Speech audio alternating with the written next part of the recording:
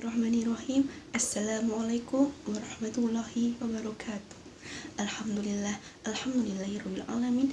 Wassalatu wassalamu ala asrofil anbiya wal mursalin wa ala alihi washabihi wa tabi'in ajmain, amma ba'du. Pertama-tama, marilah kita panjatkan puji syukur atas kehadirat Allah Subhanahu wa taala yang mana telah memberikan kita kesehatan jasmani dan rohani sehingga kita dapat berkumpul kembali dalam keadaan sehat walafiat dan menghalangan suatu apapun.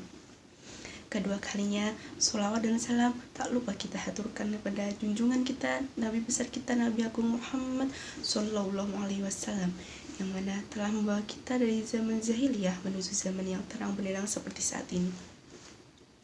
Nah, pada kesempatan kali ini, saya ingin berbagi sedikit ilmu tentang pentingnya ikhlas.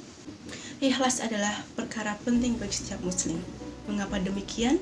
Karena dengan ikhlas, ibadah yang kita lakukan akan mendapatkan pahala. Dan sebaliknya, jika tidak, maka akan mendatangkan dosa. Kita telah mengetahui bahwasanya ikhlas adalah beribadah dengan niat menggapai ridho Allah Subhanahu wa taala, bukan mengharapkan pujian dari manusia. Jika mengharapkan pujian dari manusia itu dinamakan riya, dan riya masuk ke dalam perbuatan dosa. Lihat, dengan salah niat saja, ibadah yang seharusnya mendatangkan pahala malah mendatangkan dosa. Jumhur ulama yang bernama Ibnul Mubarak berkata, banyak sekali perbuatan kecil yang bernilai besar karena bagusnya niat, dan banyak juga ibadah yang besar menjadi rusak karena rusaknya niat.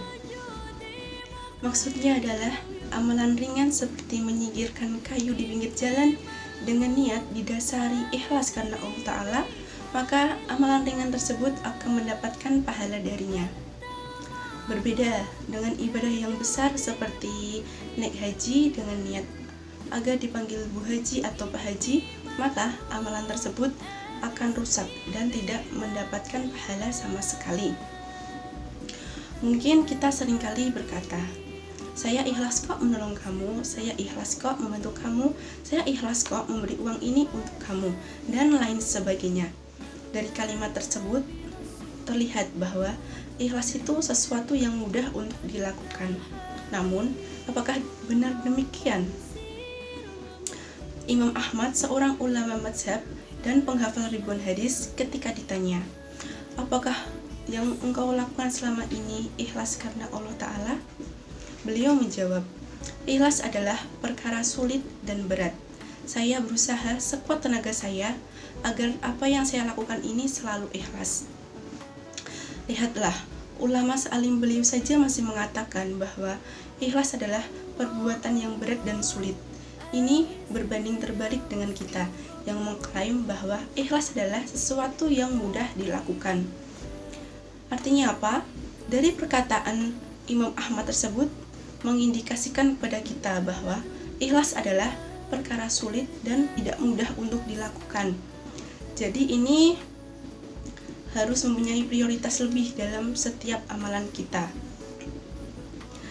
Namun, dari perkara sulit dan berat tadi tidak bisa kita lakukan. Ada pun cara-cara agar kita dapat berlaku dengan ikhlas. Yang pertama yaitu dengan berdoa kepada Allah Subhanahu wa taala.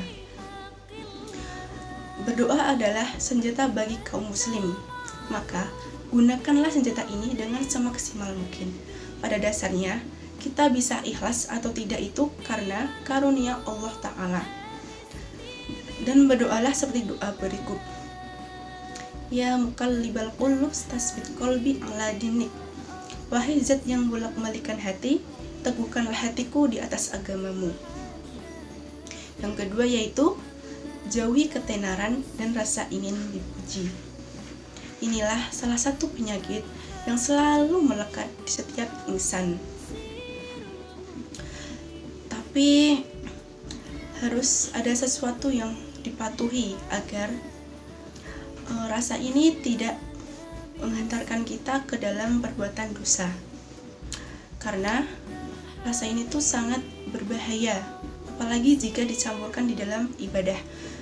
Karena ibadah yang seharusnya mendapatkan pahala Jika diniatkan dengan rasa agar dipuji orang lain, maka tidak akan mendatangkan pahala sama sekali, yang ada malah menimbulkan dosa.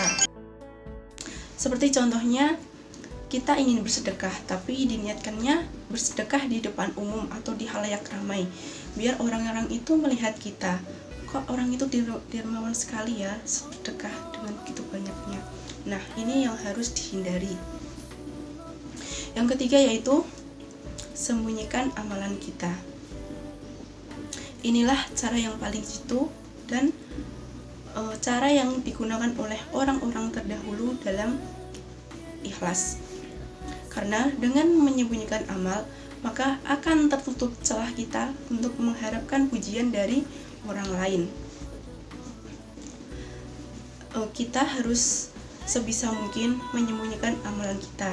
Tetapi yang perlu digarisbawahi hanya amalan sunnah saja, tidak perlu ke amalan wajib. Karena amalan wajib itu memang dasarnya harus dilakukan di tempat umum. Amalan wajib itu seperti sholat Jumat, sholat Idul Fitri, sholat Idul Adha, dan masih banyak lagi. Nah, saya mempunyai sepenggal cerita. Cerita ini dari Ali bin Husain, cucu dari sahabat Ali bin Abi Thalib. Beliau setiap malam itu menaruh sekarung gandum di depan rumah orang-orang yang tidak mampu, dengan niat sedekah ikhlas karena Allah Ta'ala. Nah, kejadian ini tidak diketahui oleh penduduk setempat dan berlangsung cukup lama hingga beliau wafat. Setelah beliau wafat, tidak ada lagi orang yang menaruh gandum di depan rumah orang-orang miskin tersebut. Dan ketika beliau dimandikan, di pundaknya sini ada bekas hitam seperti gendongan benda berat. Nah, maka dari situ penduduk setempat baru mengetahui bahwa selama ini yang memberi mereka sekarung gandum itu adalah sahabat Ali bin Husain. Adalah bagaimana orang-orang terdahulu dalam menyembunyikan amalannya karena hanya ikhlas lillahi ta'ala.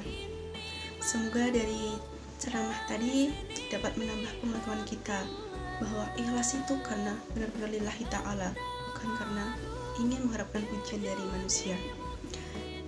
Sedikit pesan, sembunyikanlah amalanmu seperti engkau menyembunyikan aibmu. Demikian ceramah dari saya. Apabila banyak salahnya mohon maaf. Wassalamualaikum warahmatullahi wabarakatuh.